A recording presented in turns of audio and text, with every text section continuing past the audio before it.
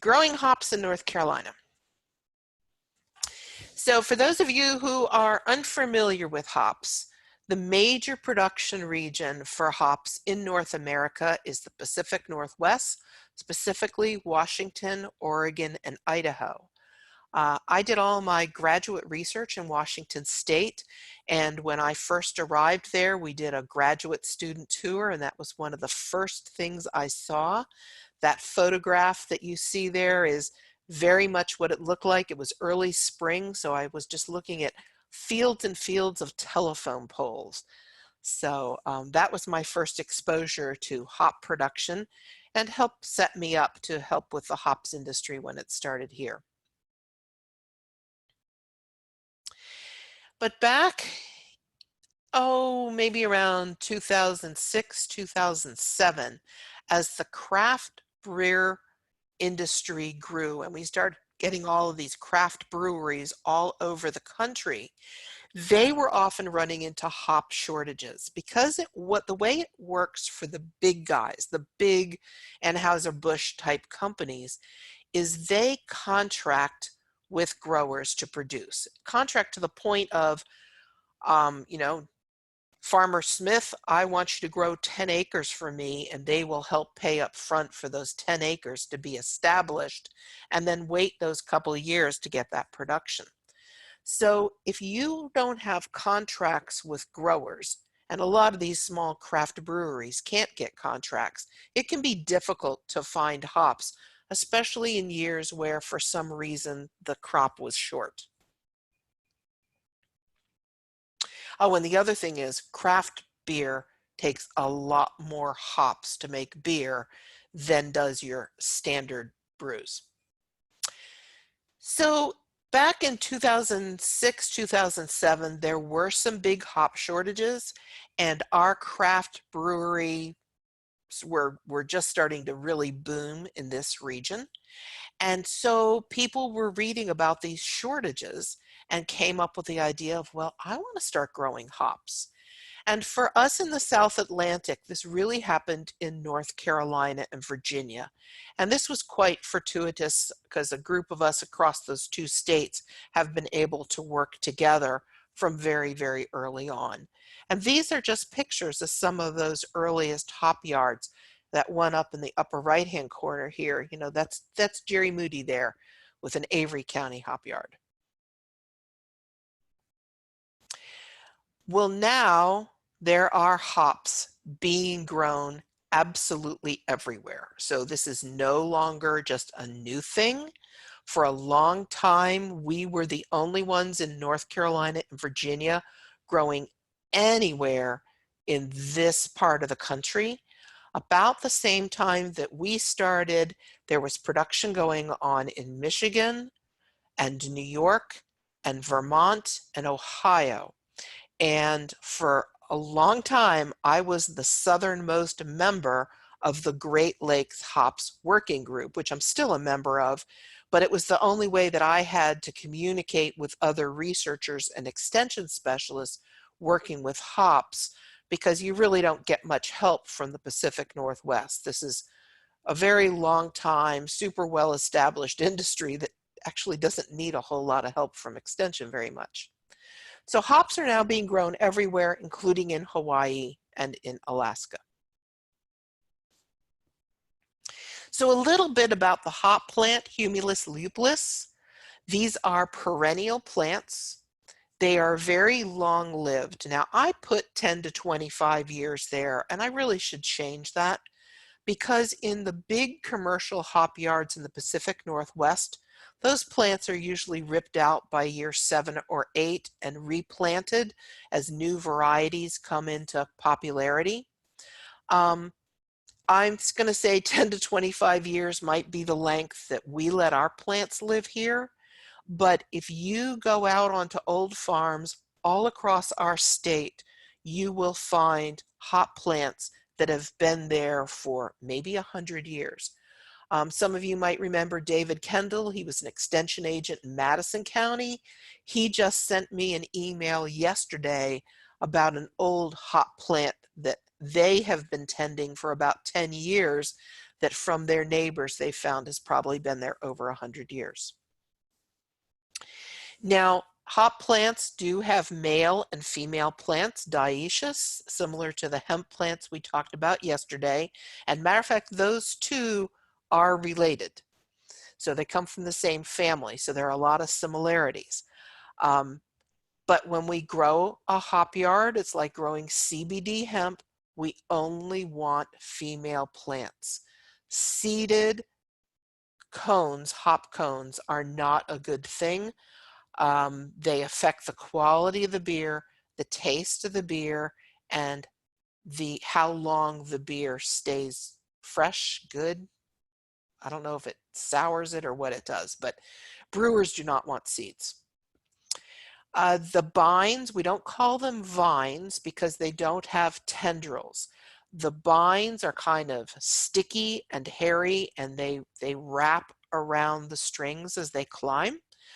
And they can grow to be about 25 feet long. How long they grow is very variety dependent. The top part of this plant, all that greenery you see in the photograph, will die back to the crown each fall.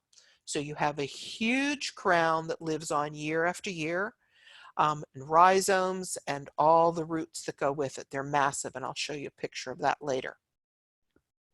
When I first started with this industry back in 2006, all of the plantings were established using either rooted cuttings or pieces of the rhizome. You would just take a piece of rhizome and plant that out in the spring.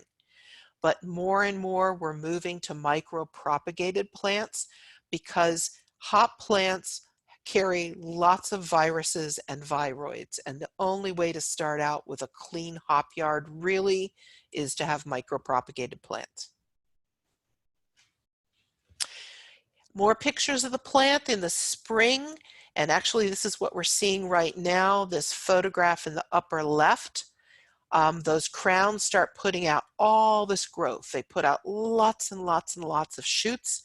We're not going to let all of these grow. We're going to cut these back and maybe let 3 to 5, depending on the variety, climb up the string, and we're going to cut all the rest of this material back. These are showing the burrs and cones. So if you look closely, these are the burrs, and those are the male flowers. And then these are the cones, the female flowers. Those cones, and they're basically, they're a strobile. So they're just a papery pine cone. That's what the structure is like. And they're full of these lupulin glands, the oil glands, and those have the alpha and beta acids and the essential oils that our brewers are looking for. Okay, here is a close-up of male and female flowers. So I said that wrong on the slide before. Let me correct myself. The burrs are the beginning of the cones. Don't know what made me say that. So come back. These are male flowers. Now, what you see here is not something you want to see in your hop yard. This plant turned into a hermaphrodite on us. And some varieties will do this, we think, in response to stress. It usually doesn't happen very often. And if a plant does this, we try to get this out of here because we don't want the pollen that's going to be released by this male flower here. So if I saw this, I would cut that particular vine down and let it regrow, and I would mark that plant. If that plant did that again the next year, I would remove it. So hope that makes sense. But what we want to just see are these, the cones. Now at Mills River and Waynesville, where we have our breeding work going on, we will see a lot of plants like this because, of course, we're breeding and we want to produce seed. So the Pacific Northwest has a real well-established industry. There are all kinds of books written on how to grow hops there. So in the beginning, we all thought, oh, well, we'll just follow those recommendations and, you know, that'll be a good start. Well, that hasn't worked out very well for us at all. First of all, hops are a short day plant, and the commercial varieties that are now available to the industry were all designed to produce really high yields for an industry that's established up here. That's where all of that breeding work took place. So the industries that have started, go back, in Michigan, Vermont, New York, they're okay. They're still within that range that works for those varieties. But for those of us down here in the Southeast, you can see we're right on that line of where hops are even believed to be commercially viable. So all the varieties that were bred for up here just don't do very well for us up here, down here. The plants flower too soon. They don't put on enough vegetative growth to produce a lot of cones. So Colleen Doherty at NC State does a lot of work looking at photoperiods, and we had a project that we did for a little bit, and she generated this great graphic which shows what happens when you're at the higher latitudes. You get to put on all of this secondary growth. See these right here? So here's your main vine, and here these are what we call side arms. And so you can put on all this additional growth that then can support all of these extra flowers. But what happens for us down here is we get very, very little secondary growth. So we get very little cone development. Just to show you what this looks like in a hop yard, this is a picture from the Yakima Valley in Washington State. Look at the size of these plants, how much they've filled in these rows, and look at all of these thousands and thousands of cones.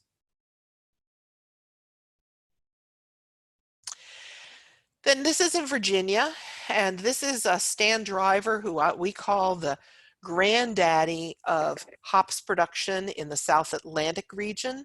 And he actually helped me get started, helped me site our first hop yard down here. So he's the one that got this industry up and going. And he's a pro, but you can see how much smaller these plants are and how much fewer cones they have.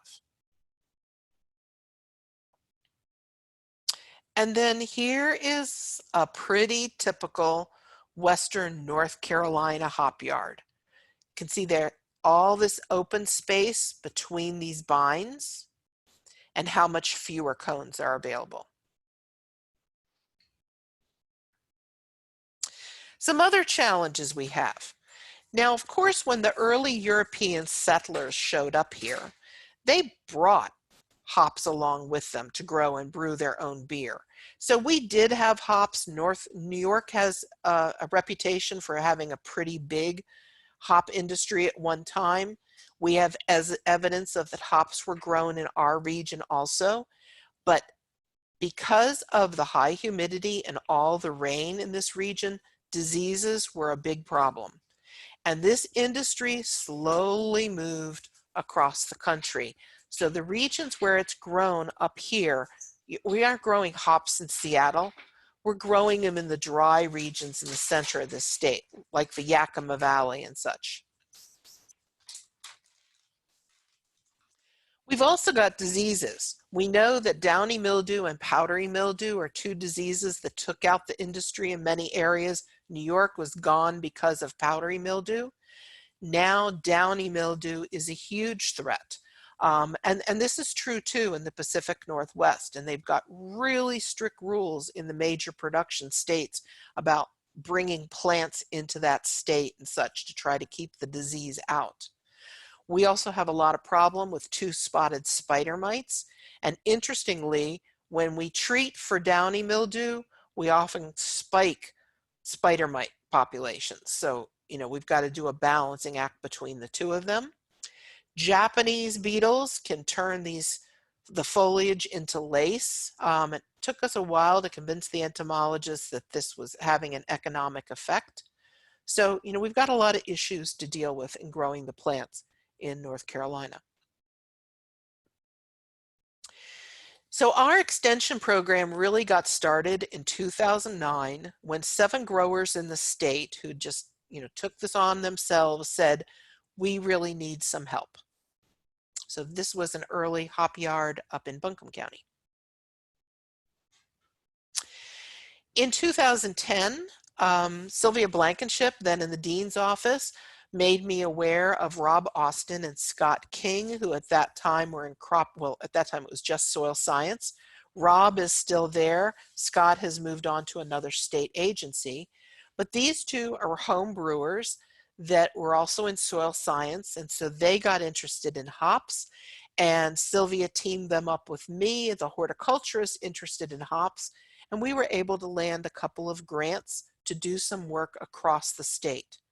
We started with variety trials, both in the East and the West. They focused on soil fertility. We did a little bit with economics, working with Gary Bolin, and I focused on cultural practices. So Rob and Scott, being home brewers, they developed a hop yard out at Method using materials that they thought home brewers could do. So they bought treated posts, the biggest posts that they could find, at a box store like Lowe's or Home Depot. They worked with little ladders. These were short. They were about 12 foot tall. I took a very different approach up in Mills River, and I put in more of a standard height trellis. So it was about 18 feet tall. I used horse loggers to bring in locust posts, but I did not put up a traditional hop yard, because if you look at the hop yards in the Pacific Northwest, they're all on very level land. They've got very different conditions to work with. I wanted a hop yard that we could put on our slopes, like where we plant our grapes and our Christmas trees, so we weren't taking up precious bottom land with our hops.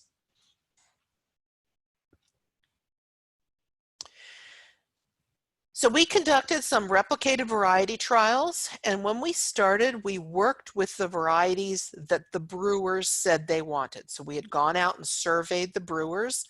At that point in time, Cascade was the most important variety being used in brewing beer. And some of you who are home brewers might recognize some of these other varieties like Centennial and Galena, Mount Hood, Newport, Willamette. So we did a replicated trial in both locations. And what we learned very quickly is that the plants in the Piedmont, that one in Method, they didn't thrive. I think there were several reasons for this. We didn't understand the fertility at that point. They did not have irrigation. It just didn't do well. And so that hop yard was eliminated after a few years. But my hop yard out in Mills River with the taller trellis, we had installed irrigation right from the beginning. We were very fortunate that at that point, the lead agronomist with NCDA, Bill Yarborough at that time, took a very special interest in this plant and worked very closely with us on it. Our plants did very, very well. So just looking a little bit at the yields, this is just at Mills River, and this is showing it across 5 years. You can see that some of the varieties really clearly stood out compared to the others. Some died out very quickly due to downy mildew, which can go systemic and get into the crown. Interestingly, it took out Newport, which is supposed to be very resistant to downy mildew, and turned out not to be that way for us at all. And our lead varieties, and this has held true across the South Atlantic, Cascade will grow just about anywhere. If someone wants to produce hops and have a sure thing, write down that variety name, Cascade. Oops, come back. Also, Nugget and Chinook have done well, and Galena. Zeus it'll do great one year and not the other year. However, if you can see in this box that I wrote, this graph looks really impressive until you look at the amounts. We ended up getting, the graph is showing wet yields. Those are fresh cones coming right off the plant, which we did have a market for. A lot of breweries will do a once a year wet hop or fresh hop brew. So that was the market we were going through, because at that point in time, you couldn't ship fresh wet hops across the country. So we were getting about 5.5 ounces dried per plant, which is about 344 dried pounds to the acre. We use about 1,000 plants to the acre as an estimate. At that point, we were getting pretty good prices of $8 to $10 a pound that brewers were willing to pay for locally grown hops. Well, that only gave us gross returns of about $3,000 per acre. That's gross returns. There's tons of labor that goes into growing hops, so it was not profitable. So as these varieties that didn't perform well, we would tear them out and we would put others back in. And my employee, Kelly, at the time, that was her responsibility, was to research out new varieties. And I don't know where she came up with this idea to try Canadian red vine, because nobody grows it anywhere. There's only a little bit in the literature about it by brewers, and they didn't like it. But she got it, and she put in 4 replications of Canadian red vine, and right from the very beginning, in year 1, this plant stood out from the others. It got huge, and it had huge yields. Now, we did get some browning of the cones, but the amount of side arms, the density of these plants just blew us away. And when we put them, the yields from Canadian red vine, CRV, on that same graph that I just showed you, the same scale, you can see the Canadian red vine yields just dwarf everything else. We were getting like 21 dried ounces per plant, which translates into about 1,300 dried pounds per acre, and our goal was to get up over 1,000 pounds per acre. Then we were getting gross returns of over $10,000 per acre, and yes, then we could make some money. So let's talk about the basics of hops production. And we'll talk a little bit more about what happens with Canadian red vine, because I don't want you to now recommend everyone to grow Canadian red vine. It does have issues with the brewers. Also right now, you can't get it. We don't know of anybody now that has Canadian red vine. So fortunately, we have it in our breeding program. So, we still have access to it, but a grower would not be able to buy it. And this is a shot of my hop yard in Mills River. So first is site selection. This is very important. You need a very well-drained soil. Hops do not perform well with wet feet. Because of our fungal disease issues, we want very good air circulation. So that works well for those of us growing on slopes if you position things right. And we want really good soil drainage. Because of Bill Yarborough's great interest in hops in the early on, and the fact that we were working with 2 soil scientists, we very quickly had a hops code put on our soil test sheets, and we gathered a lot of data for NCDA, so you get good recommendations for hops, and that's code 119. So you pull your soil samples, you get your soil test report, and from the very beginning, we knew that hops are very big feeders. Matter of fact, we used corn originally to help us. That was our basics that we started with until we fine-tuned things for hops. We do split applications of nitrogen. We use a fertigation system in ours because we do use drip irrigation, which I do recommend. And we found that we need up to about 150 pounds of nitrogen over the course of the season for our mature plants, which I'm going to say are 3 years old and older. We have found a need for boron, and that usually ends up being about a pound per acre. pH 6 to 6.5, and you can do your tissue testing and soil testing, and your growers are going to get good recommendations for hops. So you've done that, you go ahead and prepare your field, apply whatever amendments you need to do. Now this is your first year, you don't have a hop yard up there yet. And then you can construct your trellis. Now, at this point in time, we have a lot of people who want to put up some hop trellises as part of a mixed operation they have. Maybe they've got an agritourism venture going on. Maybe they're doing some CSAs that they want to include hops, and I'll tell you why you would want that even if you aren't a brewer. So I wanted to show you this picture of some small scale hop yards, including this TP system, which is one of the more common that are used for small scale hops. And some of these, actually, we've got some folks that have gotten very creative with these, and they've made a ring that they can raise and lower so they don't even need to use a ladder. Or you can put up a tall trellis system, 16 to 20 feet tall. Most of our growers have used locust posts so that they'll last a very long time. There's also interest in the all metal trellises, which are really expensive but last absolutely forever. And we've got people going now to the very traditional trellises from the Pacific Northwest. So these are the more traditional trellis systems, particularly that one in the upper left is showing how you will see hops grown in the Pacific Northwest with the V system, with the way the plants are grown. Now what we did, because our trellises are on the slopes, we didn't have cherry pickers and that kind of equipment to work with. And we didn't want to put people on ladders, because some of the early hop yards, I'm watching people on these ladders reaching up 16, 18 feet, just was not safe.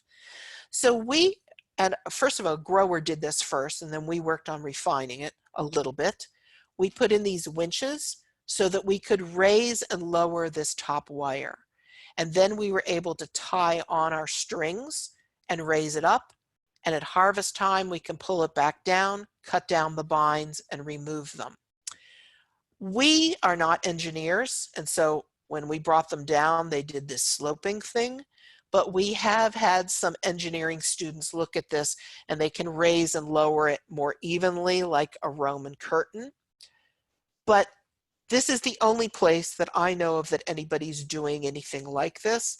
And I have to say that our established growers who have stuck with hops for many years now, as they are expanding their yards and replacing their yards, they are going back to these more traditional systems. So now they are bringing in cherry pickers and such to work these. But this is a way for a small scale producer who doesn't have all that equipment to get started. Irrigation is critical.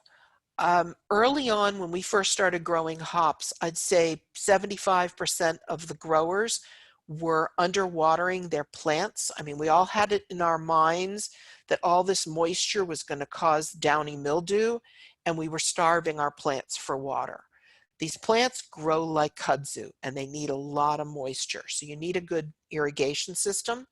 Many people are using standard drip tape, but we took a lesson from some grape growers we knew, and we put a bottom wire about 6 inches off the ground, and we used drip tubing with these emitters, and that has worked very well for us.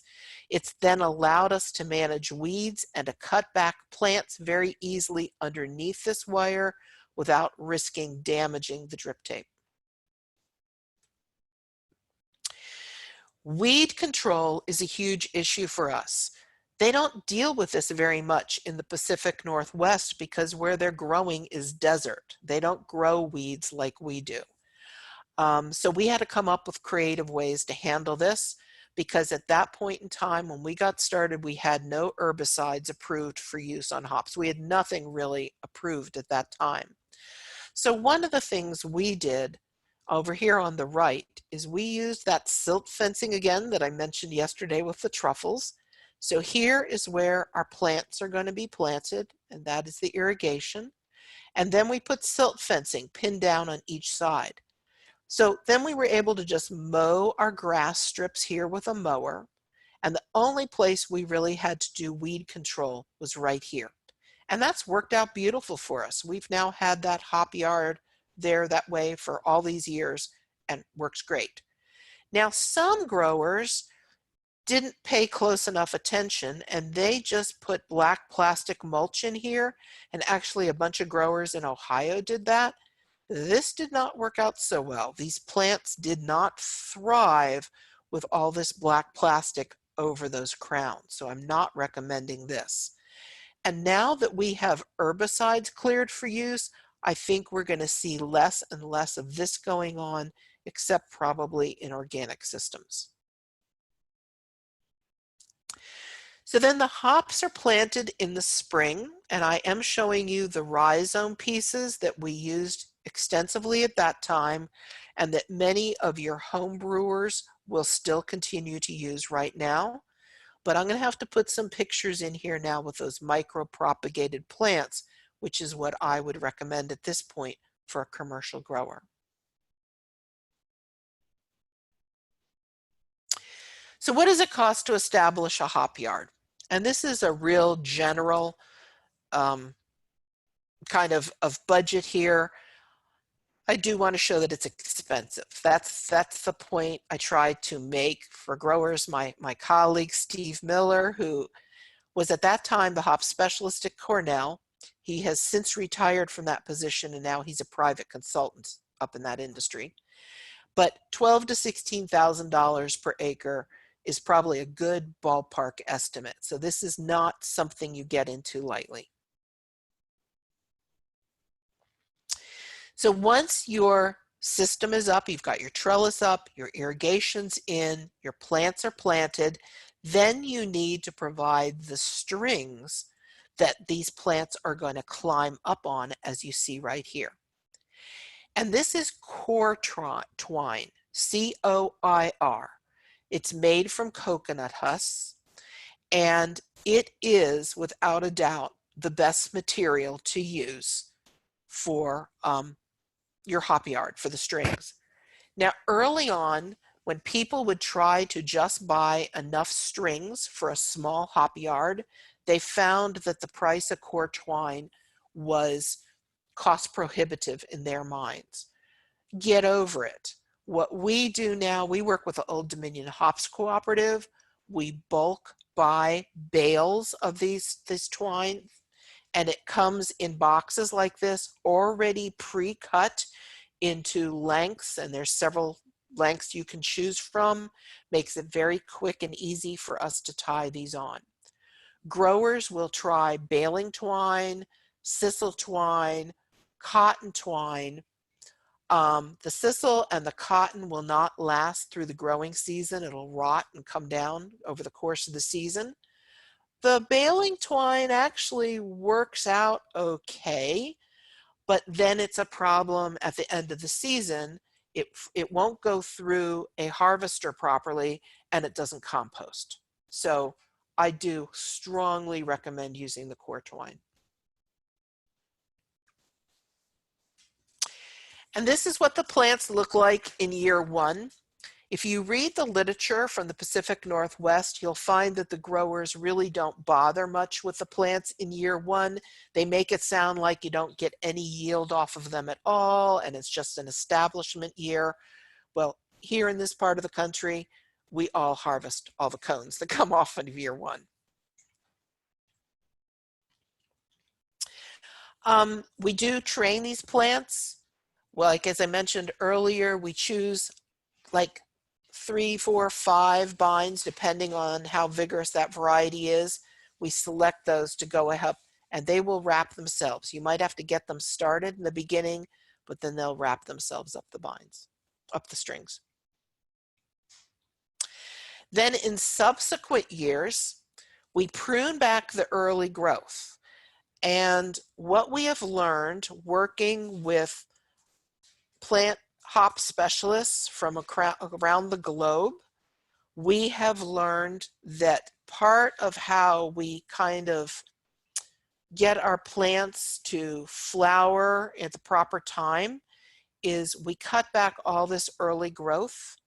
So in my hop yard, I can actually start getting growth as early as February, and we'll cut all this back until mid to late April before we start letting these plants grow.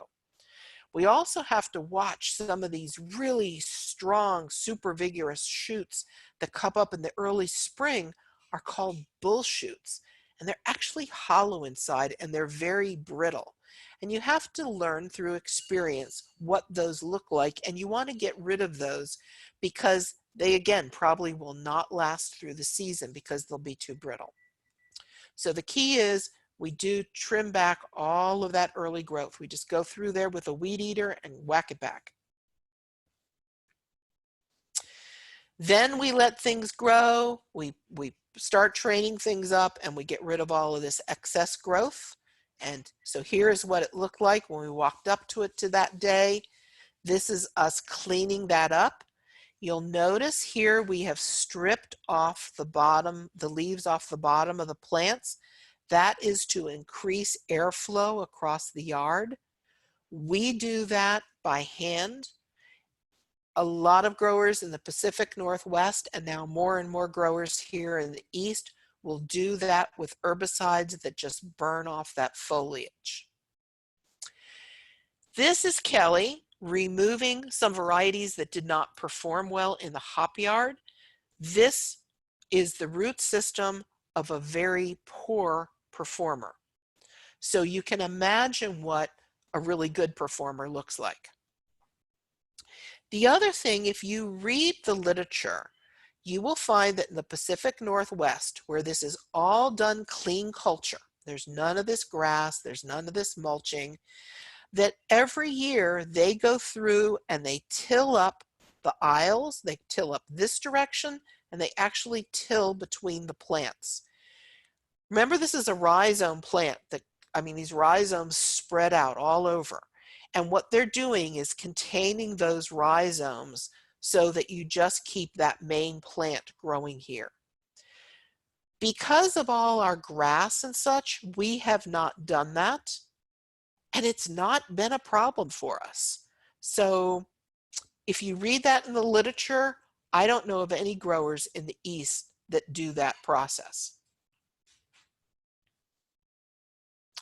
And then we have to scout, and this is probably one of the biggest keys to success in hops growing in our region, is you need to learn how to scout, what to look for. You need a hand lens, and you need to do this a lot because those spider mites will get away from you very, very quickly. We've also got some little worms that start out in the beginning, and that is the comma moth that can do a lot of damage. BT will take care of them. Downy mildew, you've got to learn how to recognize. Like I mentioned, it can go systemic. This time of year, right now, my employee is out there looking for, these are called spikes, downy mildew spikes. You learn how to recognize them. This is showing it up here also. You need to cut those out. And then in time, you need to learn what the symptoms look like. Our plant disease and insect clinic does a fantastic job on getting results back from downy mildew. It took us a number of years before we knew that we could reliably recognize it ourselves. You want to try to keep downy mildew from going systemic. We were not knowledgeable enough when we first started growing hops, and we do have downy mildew into the crowns on some of our plants. On those plants, we have to do a ridamill soil drench every spring, and then our plants keep growing. Growers that don't do that when it goes systemic, that plant will get weaker and weaker and in a few years will die out. With our younger plants, we have learned to control downy mildew and the later stages here, and we've prevented it from going into the crown. But good downy mildew control is important. We do not have a downy mildew forecasting system. So what I recommend to people is they follow the cucurbit downy mildew forecasting system. It's not perfect for us, but we have learned over the years, if we've got cucurbit downy mildew, the conditions are right for hops downy mildew. And so we use that to start spraying. And our pathologists have these sentinel plots for downy mildew across the state.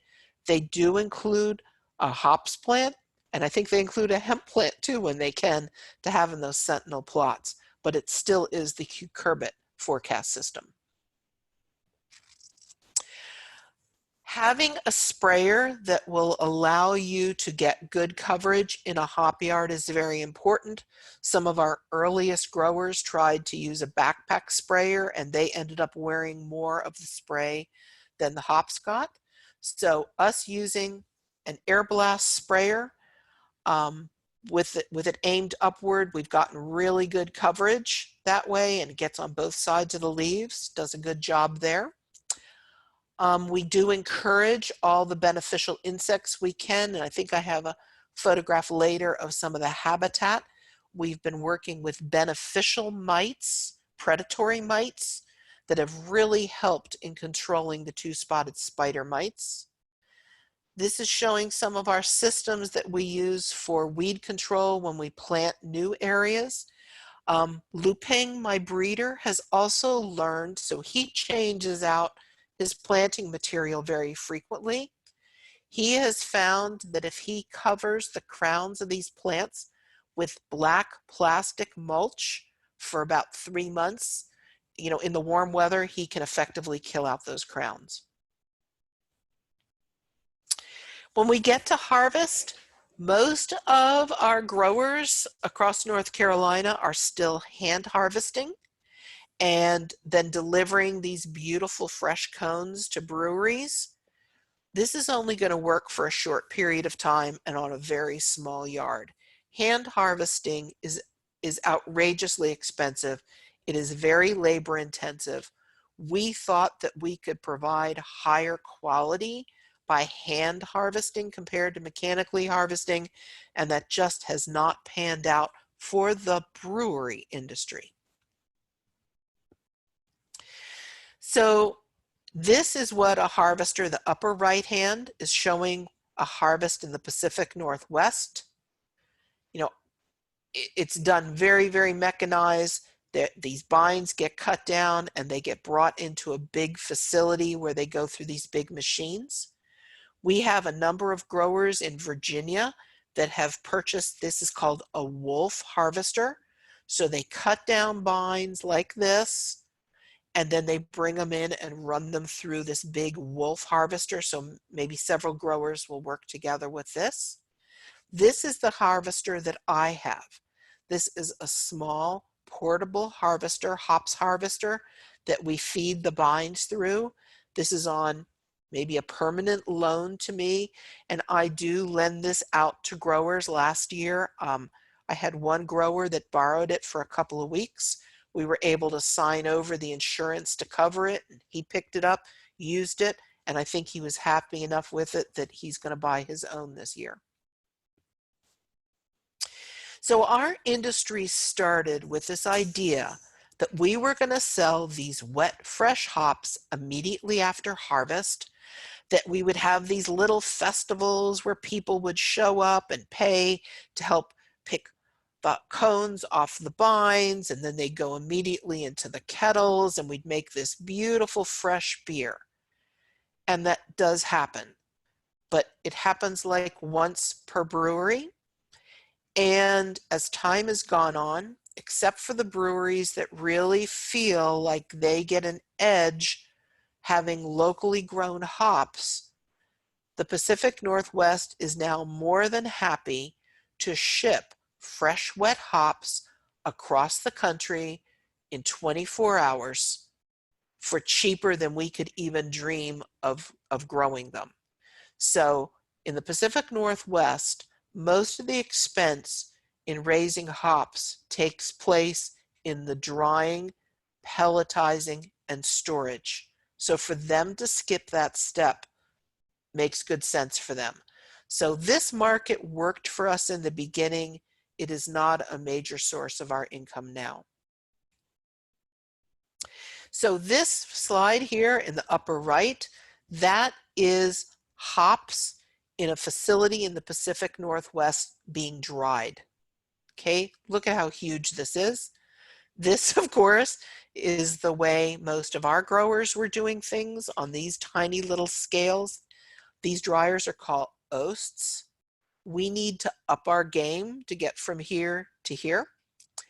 Also, these are bales of hops. So we need this kind of equipment. Most of our growers are amazed at how many hops are in here. If you ever go through the Sierra Nevada brewery, you will see whole cone hops in these big bales in their hops room. But also, most brewers use pelletized hops. So those fresh hops get dried, and then they get pelletized and then packaged. And very few of our growers have pelletizers. The ones that do, it's a learning curve to learn how to create these pellets without them getting so hot that they actually start to cook those hops and they turn brown and black. Oops.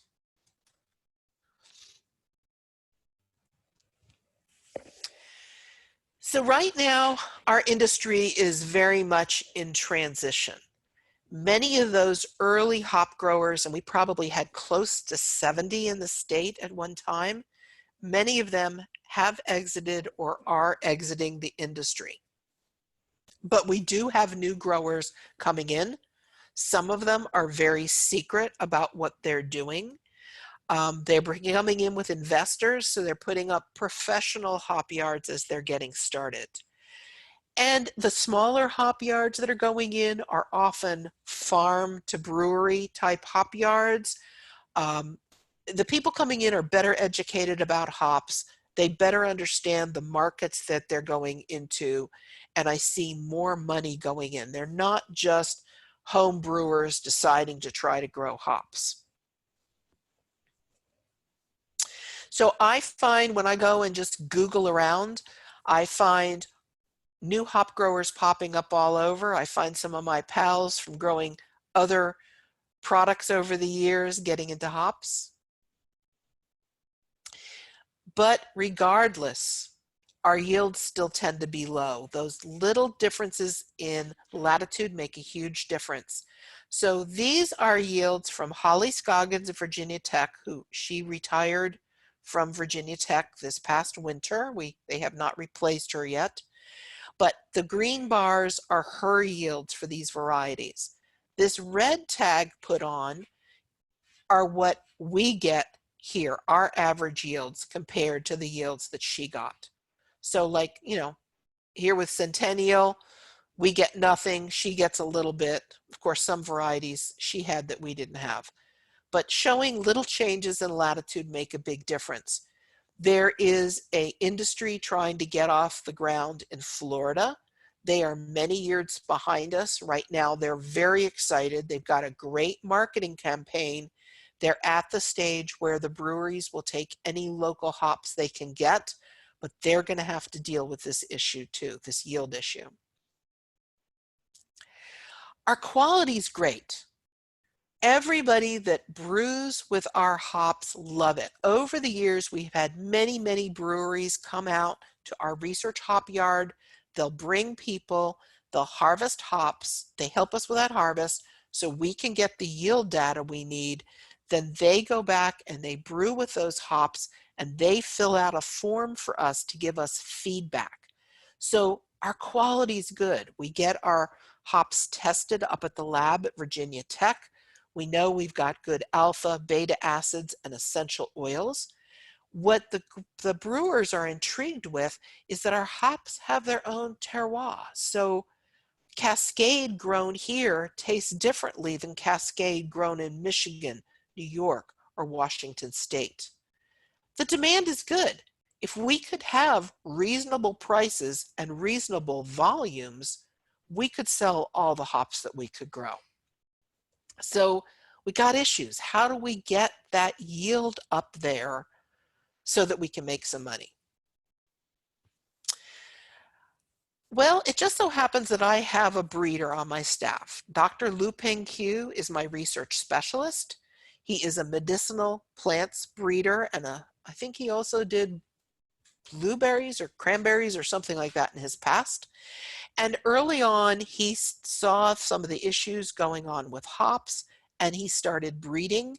And he's now brought in the grant proposals that he has an official hops breeding program going on. We have some lines that are ready to be, we think, released. He's breeding specifically for our areas.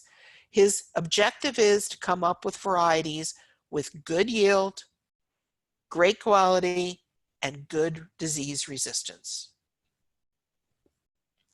His initial crosses, and we now have breeding hop yards at Waynesville and several in Mills River. So he made crosses in 2016 and 2017, and he's been evaluating these now for 3 years. I know that the past couple of weeks he has been sending material all over the place to farms to test out in on-farm trials.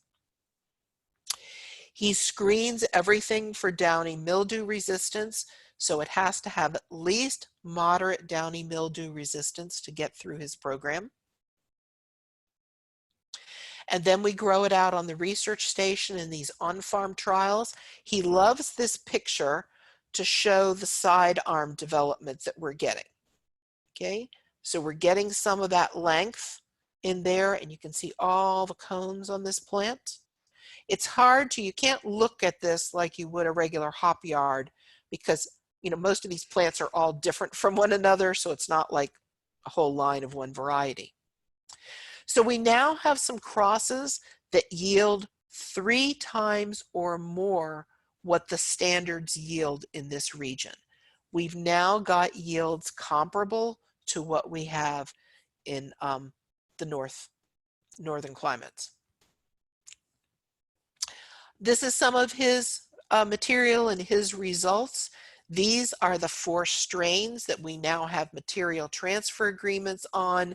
We've got some other breeders looking at them, and we're hoping to advance to the next phase very quickly. You can see that they've all got moderate downy mildew resistance. They've got good plant vigor. We do have one dwarf variety because we would like to get away from these tall trellises if we could. But the yields are all really good, and our acids profile is excellent. But see, all of these here are up over 1,000 pounds dried to the acre, with some of them even going higher than 2,000. We have been very fortunate that brewers across the Southeast have been willing to work with us, and I like to highlight this one, John Schneider. He is local. He's just a couple miles from my house here in Etowah. Him and his wife, Carrie Ann, do have a farm to brewery that they operate. And John is the master brewer. And last season, he used 2 selections of Lu Peng's to make single hop beers, which is kind of an unusual thing to do. He then was able to take those to a competition, a brewery competition that took place, I think he said that was in Burnsville, and he said the brewers there were amazed at the quality, the complexity of the flavors in these hops. They couldn't believe they were locally grown. And his comments were, brewing with the 2 new varietals of hops developed by the NC State Research and Extension Center at Mills River has been an amazing honor. NC 1707 gave the beer a wonderful aroma of ripened tropical fruit and will make for a wonderful dual-purpose hop. NC 1601 has a slight piney and floral aroma and will be a great bittering hop addition. Both of these varietals are an amazing achievement for the Research and Extension Center, as well as the local craft beer industry. We're trying to provide John and Carrie Ann 50 plants to put in the hop yard that they have there at their brewery this year. And this brings up a point with these flavors that the hop industry, the beer industry, is always changing. So these brewers are always looking for new flavors to use. So we're all pretty excited about this. But those are still a little bit off before all of our growers can fill their hop yards with these new varieties that produce these high yields. So how do you sell the hops that you have? Most people are planning to sell them to local craft breweries, and some people have done an excellent job of building and maintaining those relationships. And it's just like our vegetable and fruit growers and herb growers developing relationships with chefs. You've really got to work at it. You can't let them down. You've got to keep a tight relationship. But some of our growers are finding that market isn't quite as big as they thought it was, or the breweries start saying, we're just not going to pay enough. When they can buy hops on the national market for $2 to $4 a pound, what makes yours so special that you're going to expect $8, $10, $12 a pound? Or a lot of our growers just don't produce enough.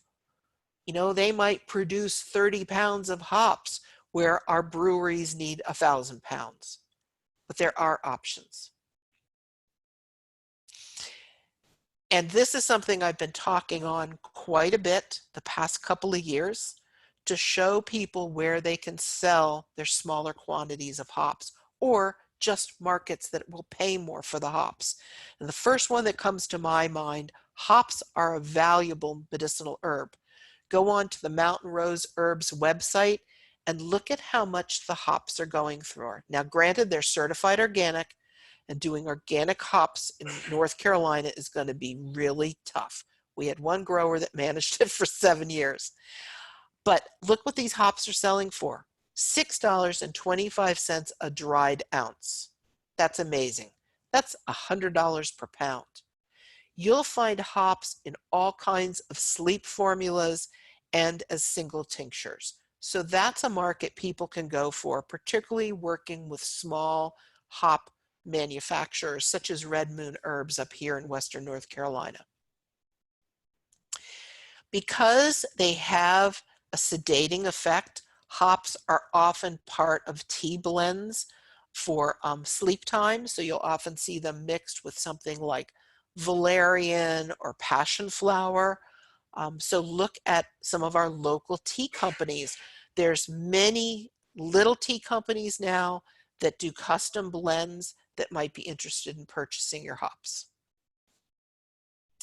And hops are food.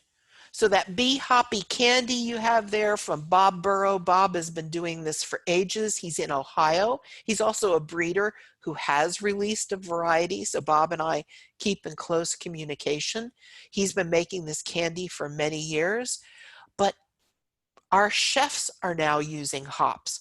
Think of how much now we're using bittering within our cooking. Bitters are very popular now, and that's what hops are good for. They go into candy, they go into ice cream, all kinds of foods. And when we did the 2019 South Atlantic Hops Conference in Asheville, I brought in some of our local celebrity chefs that did a whole cooking session on hops, and they actually got very excited about it. And young hop shoots in the spring are also sold like asparagus. They're known as the poor man's asparagus. Craft and decorative items. At that conference I just mentioned, the most popular session was with the florists. If you live in an area where craft brewery type weddings are very popular, like we are, people love it when you can weave the hop binds and those cones directly into the decorations for that wedding. So things like these Wreaths and such are popular, and there are ways to preserve them that you have to do because otherwise they brown pretty quickly. And dream pillows, that's another thing that some people are doing little small scale crafty type items with.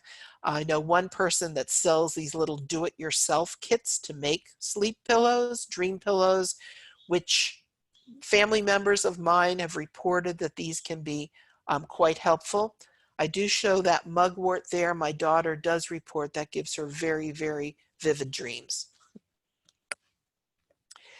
Or what about growing plants to sell to other hop growers, to sell at herbal plant sales and such? That's another opportunity. Two things to keep in mind. Because these are perennial plants, you've got to abide by our nursery rules and regulations in the state, and you really need to do your customers a service by selling very clean plants.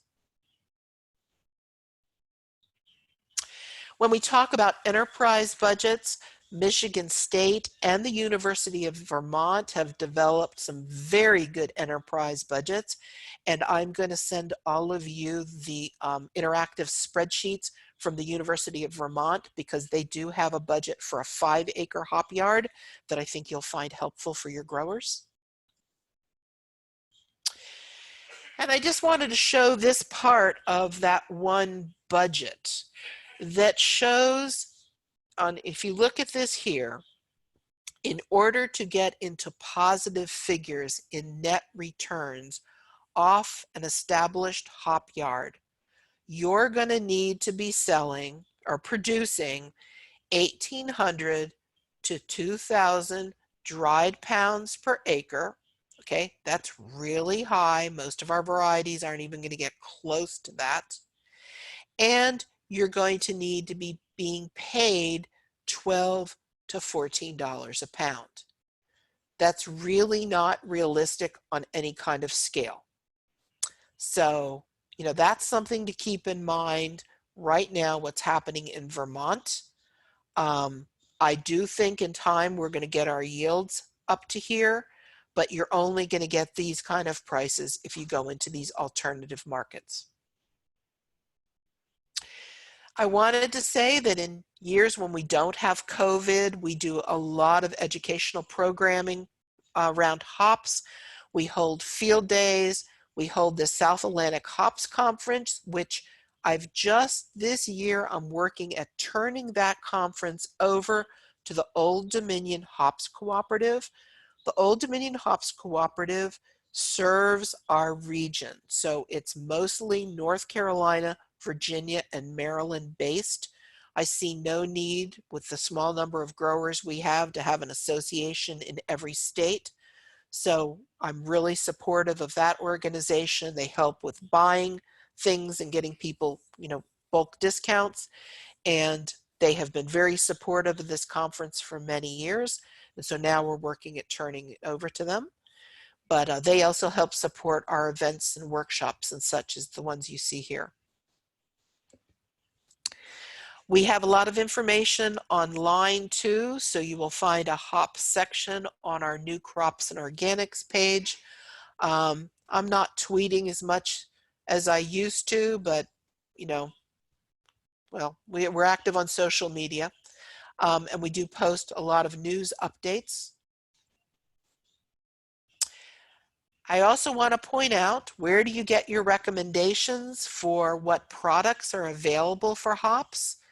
We decided to put hops into the Southeastern Vegetable Handbook, and Katie Jennings and Jim Walgenbach and Lena Casada have all worked with us so that hops are in there just like a vegetable. You've got a page devoted to cultural practices and varieties, and then you've got the disease, insect, and weed control sections, and this is across the Southeast. So I'm working my colleagues in other states to keep this all up to date.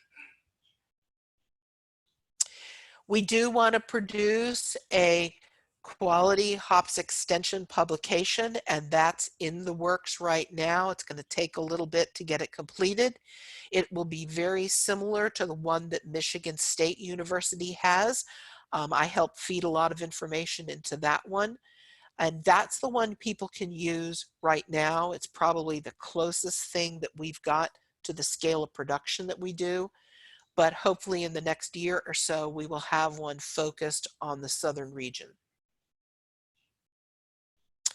So despite all the challenges we have, I think we're going to continue to have a North Carolina hops industry. I do not think it's ever going to be very large, but I think with the interest we have in beer, with the way that hops play very well into diversified farm, the agritourism, the interest, so many breweries want to have a small hop yard and often will pay someone to come in and manage a couple of rows of hops for them. I think that we're going to continue to have a niche market industry here. So, it behooves us in extension to kind of keep up to date on hops.